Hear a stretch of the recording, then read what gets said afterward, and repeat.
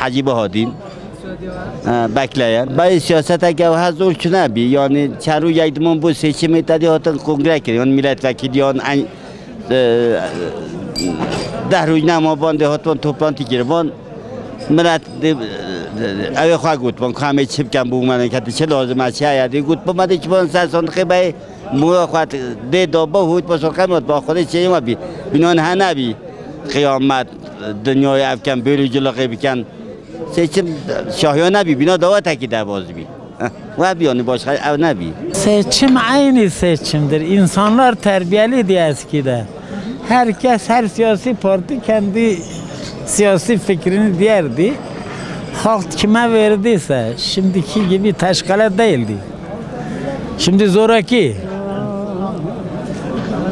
Milleti rahatsız ediler, evleri gezdiler, milleti tehdit ediler. Ne bileyim. Siyaset bir irade meselesidir. Herkes sevdiği partiye oyunu kullanır. Yani şimdi ne sen benim fikrimi bilirsin ne ben. Herkesin muhakkak insan fikri var, bir fikri var, bir tarafı benimser. Rahat bıraksalar, herkes hür iradesine gitse, iradesini kullansa çok iyidir. Bir vatandaşlık görevidir. Herkesin de gidip oy kullanması lazımdır. Bizim vatandaşlık görevimizdir. Kimse kimse incitmesin, kimse kimseye eziyet etmesin. Herkes gitsin. Kimi istediyse ona versin oyunu. Ben şimdi Menderes'i gördüm, ünlü gördüm, Tanrıulu'yu duydum. 75 doğumluyum, 75 yaşındayım, 39 doğumluyum. Bu yaşa da geldim, bu ülkede 52 senede oy kullanırım, bazen hiç kullanmam.